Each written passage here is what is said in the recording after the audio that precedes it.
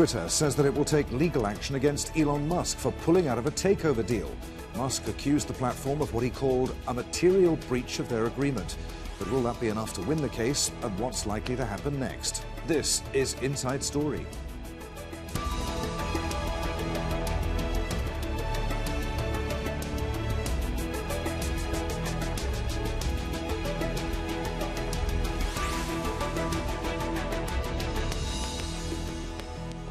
Hello, welcome to the programme. I'm Adrian Finighan. One of the richest people on the planet says that he's changed his mind about buying Twitter.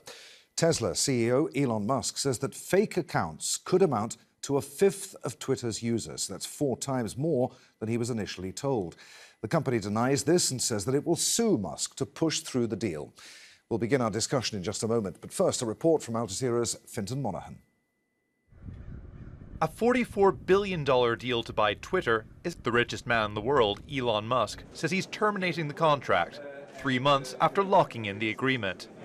I think really quite a revolutionary technology. He accuses the company of failing to provide information about fake accounts on the platform and whether they make up fewer than 5% of users. Twitter's board chair says it kept its end of the contract and is planning to sue.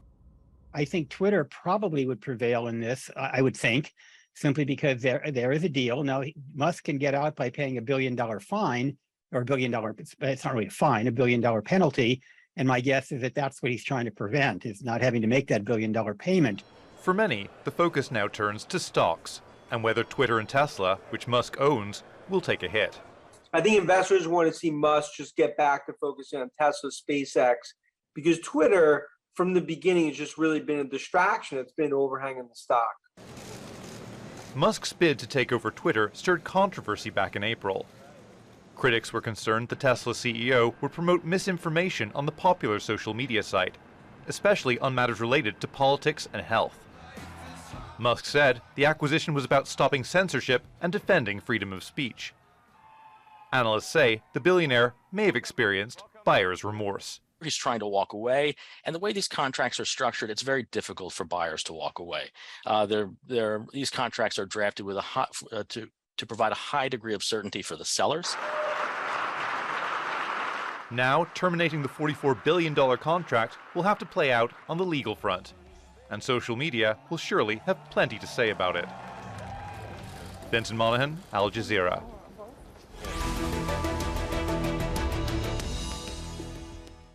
So let's bring in our guests. From New York, we're joined by Jim Anderson, CEO of SocialFlow, a tech and social content distribution company.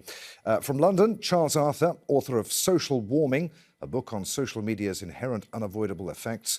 And from New York, Ian Myers, founder of Oceans XYZ and a consultant on social media, content strategy and branding. Gentlemen, welcome to you all. Jim, we'll start with you. Before we get into the nitty-gritty of this deal and Elon Musk and everything that's going on right now, I think we need to get back to basics for just a few minutes at least. I'm willing to bet that for every avid Twitter user, there are just as many people who don't have an account, aren't interested in the premise, or have an account and don't use it and just don't get what it's for. Why would anyone be willing to pay billions to buy Twitter? Well, it's all about attention and consumer attention. And the 300 million or so people on Twitter are very influential. If you want to reach politicians, if you want to reach political reporters, Twitter is a great place to do that. So I think Elon Musk's attention originally was genuine to Twitter. It is an important platform. Just look at how former President Donald Trump used, or in many cases misused, Twitter to reach his base and deliver his message. So I think Elon Musk's instincts were, wow, this is really powerful, really important. I just don't think he thought through very clearly what it really meant to get it, and this pretext that the bots and spam are a real problem. I mean, that's nothing more than a pretext. It's complete nonsense, and he's just trying to manufacture a reason to get out of the deal because the price has since declined. And what, Jim, for someone who doesn't know, what are we talking about when we're talking about bots and fake accounts and spam? What does all of that mean? Well, it turns out it's remarkably difficult to actually quantify. I mean, Twitter will allow you to sign up a fictitious satirical account. I could sign up an account that says Elon Musk's inner brain and start tweeting what I think, Elon Musk might be thinking. There's plenty of satire accounts like that. Some people would say that's fraud. Some people would say that's satire and comedy. And so you get into those kinds of issues. And the analogy I've used, trying to understand the number of spam and bot accounts on Twitter is a little bit like trying to count the number of fish in the ocean, right? It changes all the time. It depends on where you look. What you saw today is going to be very different than what you see tomorrow, and is a very moving ecosystem of accounts being created, deleted. Twitter takes them down. So there's a whole lot of activity going on. And again, it's just a complete nonsensical pretext. Charles Arthur, is Twitter good for society? To what extent are most users simply reinforcing their own worldview when they scroll through their timeline? It's an echo chamber, isn't it? Sure, it can make people feel better about themselves and their point of view on a whole range of issues, but is that good for people, and is it a good long-term business plan? Sometimes it's good for society. Sometimes it is useful. So, for example, in the UK, we've just had a week where we had a political crisis, and ministers were resigning left, right, and centre, and they were doing it on Twitter. They were putting out their resignation letters there, which all led to the build-up of pressure against the prime minister who wanted to stay. Sri Lanka, for example, you've had a protest against the government there, and a lot of that has been helped along to some extent by social media. So Twitter has a role. I mean, the question of why would someone want it?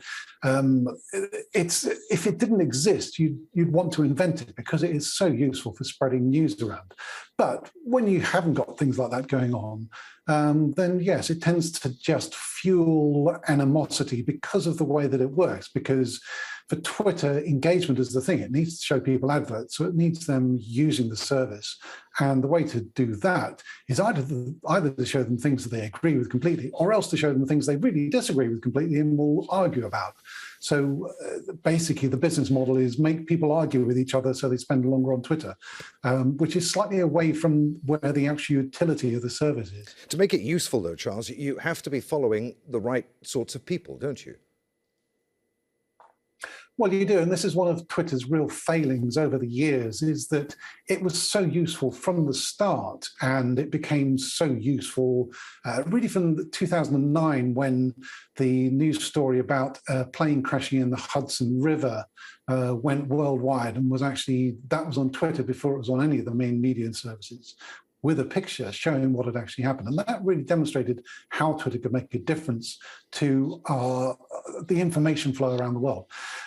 The trouble is, it's never managed to actually unlock the way in which you can show people things that do meet their interests, even though we show Twitter what it is we're interested in by who we choose to follow all the time. So there's a sort of inherent contradiction. And Elon Musk kept on saying that he was going to unlock Twitter's value, quite apart from all the spam and the bot stuff. That's yet to be done, and it's a sort of project that maybe would actually be worth doing if he actually thought it was worth doing, but clearly he's changed his mind about it. They say, Charles, that Twitter knows what we're interested in because of who we choose to follow. This is a point that I want to put to Ian Myers. Ian, as a journalist, I have a Twitter account. I've had one for many years. I hardly ever post, though, because I feel personally that I don't have much to add to the shouting and the arguing that it goes on. Now, sometimes, as a journalist, it's good for breaking news, as Charles was just saying. Twitter users are usually well ahead of the mainstream media. But Twitter, the company, when it tweets news, is usually well behind the curve and tells me things that I don't know. Its ads are badly targeted, at me anyway, as far as I'm concerned. I'm forever having to tell it that I'm not interested in nearly everything that it pushes at me. Now, if that's my experience with 7,000 followers, how many other users are getting the same? Is Twitter a good business? Is it well run? And is it worth spending billions of dollars on?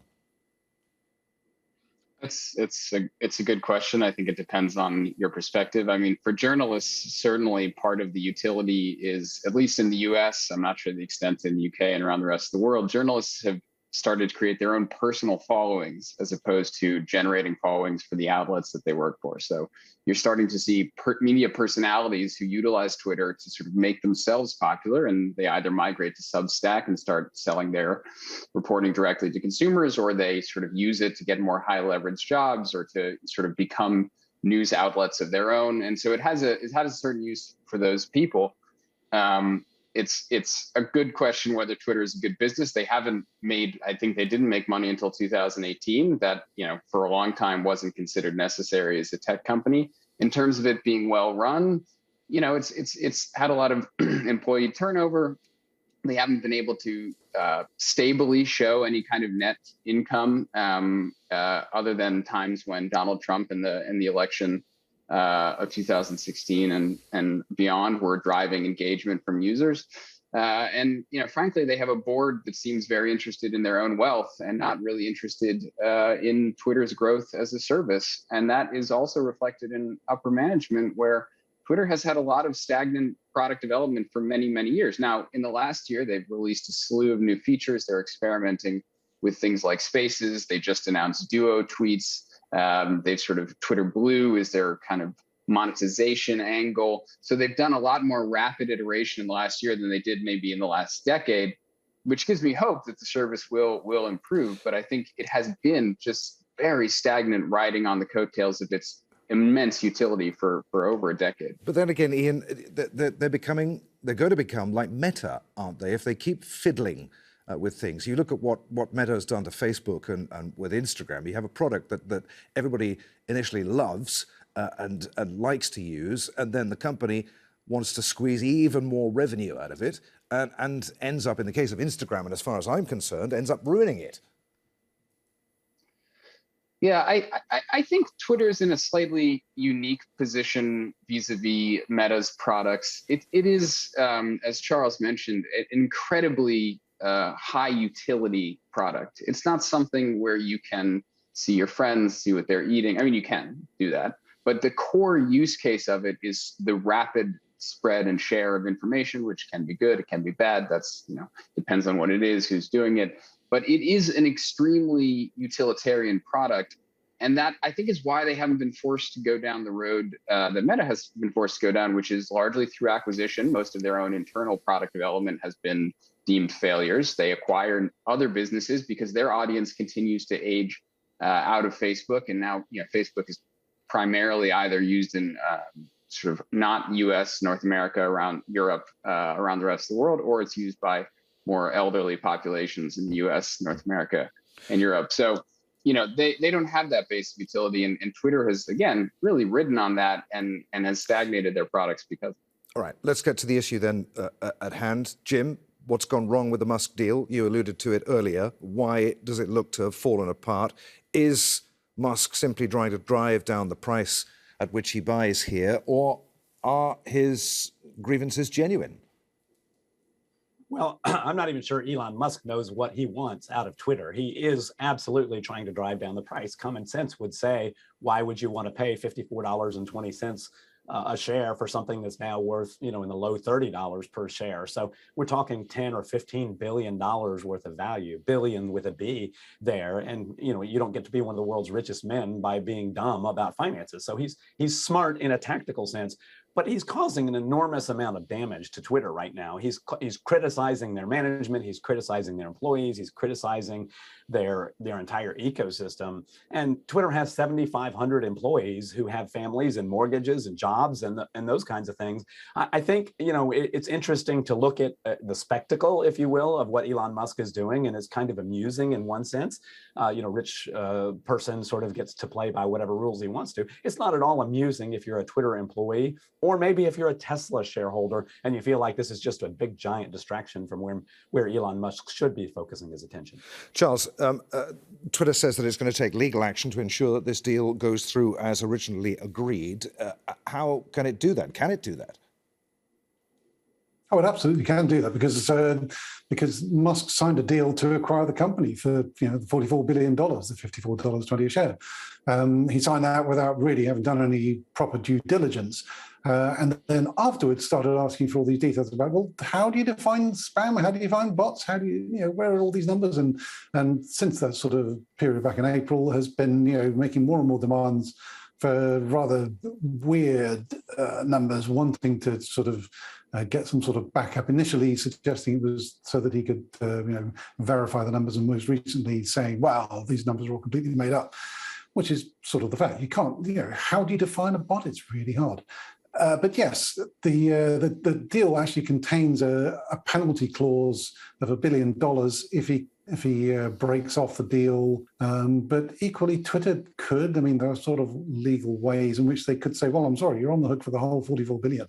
So, let's go to court and we'll force you to pay it. One suspects that the final number he's going to pay is going to be somewhere between those two numbers, probably more towards the low end than the high end. But everyone who's looked at what the deal actually says in any detail, people with a great deal more expertise than me, is pretty confident that what Twitter has is going to stand up in court much better than Musk's claims are.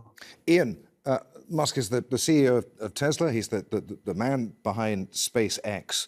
Why on earth would he want Twitter? What's in it for him personally? And what would Twitter look like under Musk's ownership? Would it be good for Twitter users?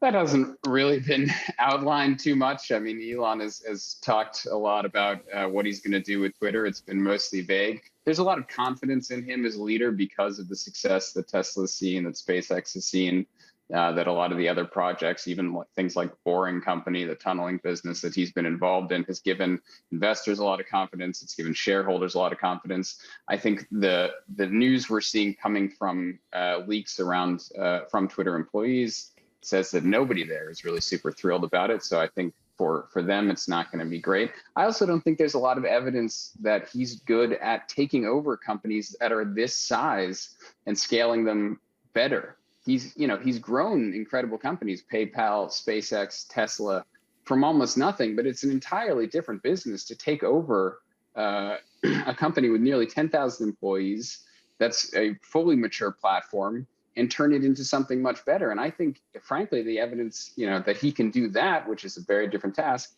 is limited. So I'm not entirely in agreement with the people who are super confident in his abilities. I would also say there's been a lot of speculation that this was, purely a way for him to sell Tesla stock without having to give a reason. He'll have liquidated almost $7.5 billion, even if he pays the $1 billion breakup fee and spends $100 million fighting litigation.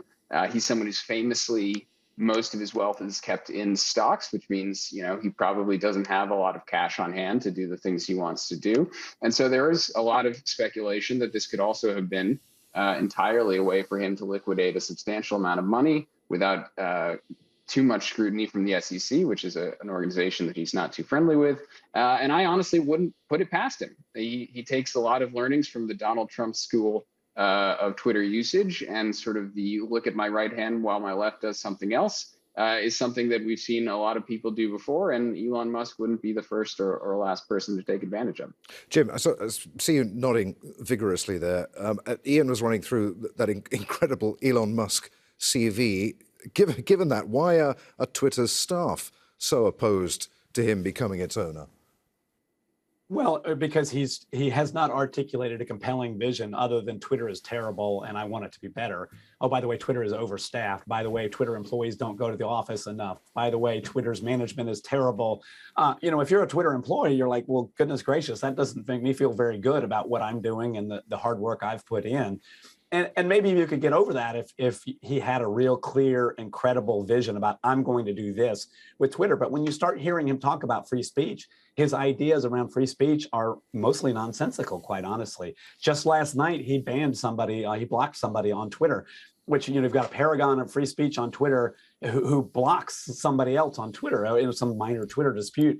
It's just kind of comical. And so it doesn't lead to a lot of confidence as an employee that you're going to feel like, wow, Elon Musk is to the rescue and he's going to make this a better place. He'll mess around, he'll criticize us, he'll lay some people off, he'll cut costs, he'll issue some edicts, and then maybe he'll get distracted by some other shiny object and I'm left trying to clean up the damage. Charles, picking up on that free speech angle, I mean, I'll ask you the same question that we put a little earlier about what Twitter would look like under Musk's ownership. And what does this whole saga tell us about the importance to society of a platform like Twitter? Should social media platforms be regulated in such a way that they can't be owned by someone who will soon move on to a new shiny object, as Jim just said? And should they be more strictly regulated in terms of their content and what people can and can't say on them?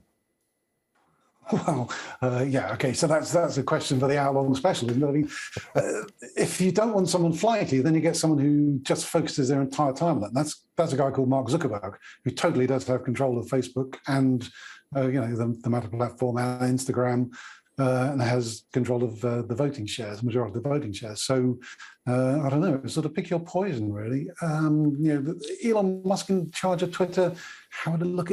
I think it would look very messy. I think it would sort of zig and zag between different things. That he would come in one day and say, okay, what we need to do is much more free speech. And then he'd come in the next day and say, oh, this free speech stuff is terrible. It's really just a big problem. We should really moderate more.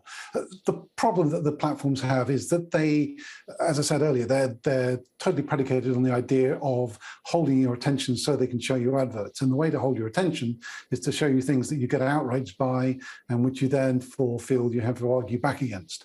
And that's the model, the sort of underpinning model that the algorithms use. So if you shift to some other sort of model, then it sort of stops looking like any of the social networks we have now. You have something where you're rewarded perhaps for the value of your input, and the way that it works is entirely different. Maybe it's a subscription model, which again is something that Musk did actually talk about vaguely as all the ideas he had. He was talking about having more subscriptions for Twitter, but then the problem becomes, well, when you get out to developing countries, less developed countries, people aren't going to be able to afford or want to spend money on a subscription yet. Do they not have some utility in providing us with information, sharing information, getting information? Yeah. So the question of what it would look like is a complete imponderable. I think it's one of those sort of multiverse things where it would sort of look like everything everywhere all the time. Yeah. Okay, Ian, what about the competition? Would a Musk takeover of Twitter be good for the platform's competitors? Does it really have any serious competitors? It does not really have any serious competitors. There was a lot of noise made about Truth Social. Donald Trump recently left the board just before an SEC investigation began. They've struggled from technical problems. They've struggled with the user acquisition. Twitter is one of the stickiest platforms, especially social media platforms on the planet. It doesn't really have any direct competition. Certainly not in the West, though it's a different story in China. And to Charles' point, I don't think taking Twitter private would be entirely a terrible idea. I mean, which is ostensibly what Musk is offering to do, though he's just going about it in a terrible way. The pressure on Twitter to post, growth, to post profits, drives them towards, in the same way it has driven Meta and all other social media platforms, towards this kind of engagement metric, which is generated through sort of extreme agreement or extreme outrage. I think Twitter, as one of the most useful social platforms, could benefit from having the pressure of that growth taken off them, which could be done by taking the company private, allowing them to sort of really focus on product development. It could be done by some kind of regulation that would mean that they wouldn't have to focus on pleasing investors at every turn, and could instead develop the platform into a more honed and accurate tool for its users and for the people that need it every day to access information. All right, Jim, I've got about 40 seconds here. How's this going to play out? Will Musk be forced to buy Twitter at the agreed price? Who's going to blink first? Well, I think the court case will say that he is required to buy Twitter. which is very different than him actually buying Twitter. He's got a long history of sort of disagreeing with regulatory agencies' rulings. And so what happens if the court in Delaware says you must complete your acquisition and he just refuses, right? They can try to compel him to do that, but it's really difficult to force somebody to buy something they don't want. So then you get into the case of, what are the damages there? Does he pay the $1 billion? I think Twitter would say that's not nearly enough for all the damages you've done to us. So we're going to be in that gray area, and it's all going to be a negotiation as to how much he does pay, and does he end up owning Twitter in the end? Gentlemen, that was fascinating, but we're out of time. Many thanks indeed for being with us today. Really appreciate it. Jim Anderson in New York, Charles Arthur in London, and Ian Myers also in New York. As always, thank you for watching. Don't forget you can see the programme again at any time by going to the website at aljazeera.com. For further discussion, you can join us at our Facebook page at facebook.com/AJ Inside Story, and you can join the conversation on Twitter, our handle at AJ Inside Story. From me, Adrian, Finighan, and the whole team here in Doha. Thanks for watching. I'll see you again. Bye for now.